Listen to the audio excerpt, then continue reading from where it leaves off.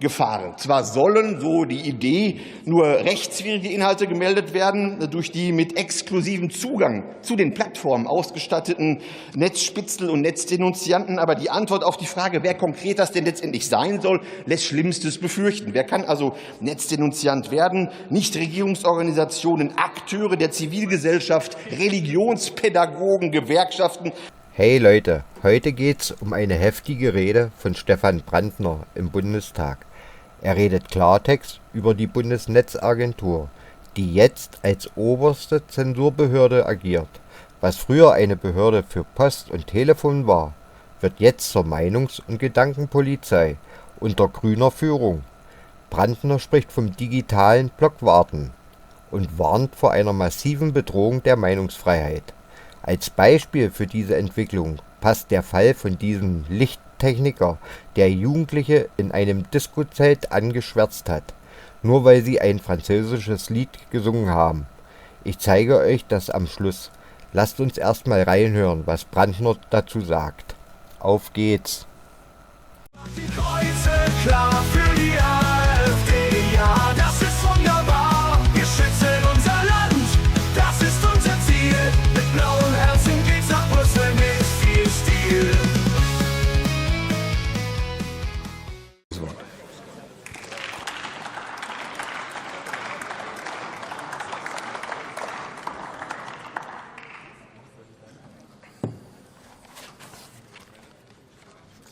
Herr Präsident, meine Damen und Herren! Freitagnachmittag, wichtiges Thema: Meinungsfreiheit. Die Bundesnetzagentur kommt mit einem unscheinbaren Namen daher. Kaum einer kennt sie. Dabei ist es inzwischen faktisch die oberste Zensurbehörde in Deutschland. Was ist das für eine Agentur? Mit der Auflösung des Postministeriums 1998 gegründet als Regulierungsbehörde für Telefon und Post, dann auch zuständig für Strom- und Gasleitungen, später für das Eisenbahnnetz. Mittlerweile fast 3000 Mitarbeiter im Geschäftsbereich des grünen Wirtschaftsvernichtungsministers Habeck angesiedelt und mit Chef der grüne Parteifreund Klaus Müller, der seit 1990 bei den Grünen ist und diese Bundesnetzagentur, diese Zensurbehörde, seit 2022 leitet. Er ist faktisch nun der Chef der deutschen Oberzensoren. Er ernennt sogenannte Trusted Flagger.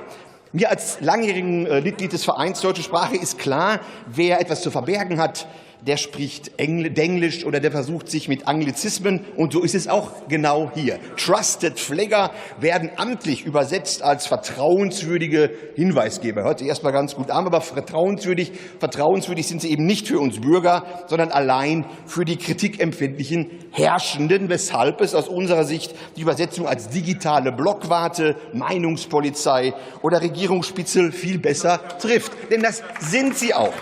Es wird hier ein weiterer massiver Frontalangriff auf Artikel 5 des Grundgesetzes, die Meinungsfreiheit, eines der wichtigsten Grundrechte und Kernbestandteil einer lebendigen Demokratie, gefahren. Zwar sollen, so die Idee, nur rechtswidrige Inhalte gemeldet werden, durch die mit exklusivem Zugang zu den Plattformen ausgestatteten Netzspitzel und Netzdenunzianten, aber die Antwort auf die Frage, wer konkret das denn letztendlich sein soll, lässt Schlimmstes befürchten. Wer kann also Netzdenunziant werden? Nichtregierungsorganisationen, Akteure der Zivilgesellschaft, Religionspädagogen, Gewerkschaften, also faktisch jeder, der linksgrünes Gedankengut verströmt. Und so wundert es nicht, dass die erste Meldestelle in guter Denglisch-Manier die Stelle Respect ist, die von einem an der berüchtigten und islamismusverdächtigen Al-Azhar-Universität in Kairo ausgebildeten Islamgelehrten untersteht. Diese Meldestelle gehört zur Jugendstiftung Baden-Württemberg und wird mit Steuergeldern gepäppelt und entstammt somit, wir wissen es alle, dem links-grünen Sumpf. Und diese Truppe soll nun qualifiziert darüber entscheiden, Religionspädagogen sollen nun qualifiziert darüber entscheiden, welche Meinungsäußerung legitim ist und welche nicht. Eigentlich unfassbar, oder?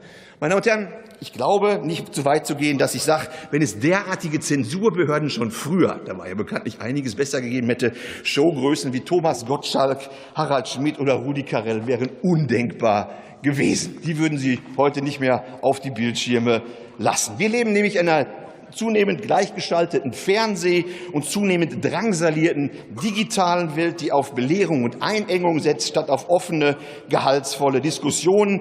betreutes Denken allenthalben aus dem öffentlich-rechtlichen Rundfunk. Das Internet war noch so ein bisschen ein Freiraum. Es wird immer mehr eingeengt. Die Herrschenden passen da auf. Alles, was nicht in den Kram passt, soll da raus. Und es werden auch alternative Medien in Deutschland geblockt, unterdrückt und behindert. Und Trusted Flagger werden jetzt noch aktiver und werden beurteilen, ob es Hass, Fake News oder Rechtswidriges ist. Also das lässt Schlimmstes befürchten. Und vor allem das Schlimmste ist ja, es steht im Grundgesetz dazu gar nichts drin. Der Staat weiß genau, er darf nicht zensieren und privatisiert deshalb, um das Gegenteil zu erreichen, privatisiert er die Zensur, umgeht sozusagen das Gebot des Grundgesetzes und setzt auf Einheitsmeinungsterror statt auf Meinungsvielfalt. Wir von der AfD stehen für das exakte Gegenteil. Wir stehen für Vielfalt, auch in der Meinungsfreiheit, und nicht für Einheitsmeinungsterror.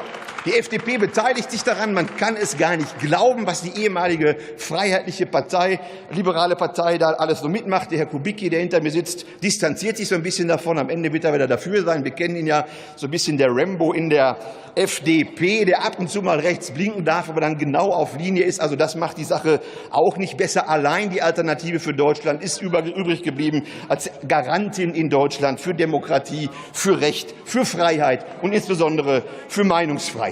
Deshalb fordern wir einfach mit unserem Antrag, Sie haben ihn alle gelesen, dazu auf, die Bundesregierung soll also finanzielle Zuwendungen an Organisationen sperren, die die Löschung von Nutzerbeiträgen bewirken wollen, die unter die Meinungsfreiheit fallen. Wir wollen das Bundeskartellamt angewiesen wissen, mal darauf zu schauen, wie funktionieren denn die Absprachen zur Hassrede. Das wäre ein Einsatz für das Bundeskartellamt. Und, Herr Präsident, ich komme zum Ende, ich sehe es hier schon blinken, es müssen die Zensurmaßnahmen auf europäischer Ebene abgeschafft werden und der Trusted Flagger, der Netzspitzel, der darf in Deutschland keine Zukunft haben. Vielen Dank. Vielen Dank, Herr Kollege Brandner. Der Kollege Dr. Jens Zimmermann hat SPD als seine Rede zu Protokoll gegeben. Deshalb ist die nächste Rednerin die Kollegin Katharina dos Santos Vinz, CDU-CSU-Fraktion. Hunderte Menschen grölten am 11. Oktober auf der Kerb in Burgholzhausen in Hessen rechte Parolen. Die Zeilen sind die rassistische Abänderung des Liedes L'amour toujours von Gigi D'Agostino, als sie von einer Gruppe junger Leute auf Sylt gesungen wurde. Nun sind es Hunderte, die grölen. Patrick Greitz, der als Lichttechniker auf der Veranstaltung gebucht war, filmte die Szenen und teilte die Videos bei X. Im Interview mit Focus Online berichtet er von der Stimmung vor Ort. Es herrschte eine ausgelassene Stimmung auf der Tanzfläche. Das Zelt war mittlerweile auch sehr gut gefüllt. Ja, und dann spielte der DJ halt besagten Song an. Und es dauerte eigentlich eine ganz kurze Zeitspanne nur, bis die ersten Parolen zu hören waren von einzelnen Leuten. Und das steigerte sich dann relativ schnell von einer Handvoll Leute zu das halbe Zelt grölt im Einklang und der DJ zieht den Fader runter, feuert die Menge noch an. Heute bin ich der Meinung, dass ich richtig gehandelt habe, das nicht auf der Veranstaltung an Ort und Stelle zu beenden, weil ich mir nicht sicher bin, ob ich dann noch alle Zähne hätte aktuell.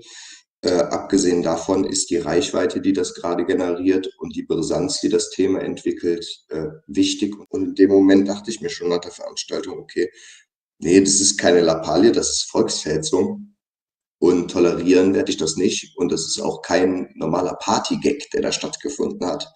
Und dann habe ich mich dazu entschieden, das unter meinem eigenen Namen zu veröffentlichen. Eine Entscheidung mit Folgen, wie Patrick berichtet.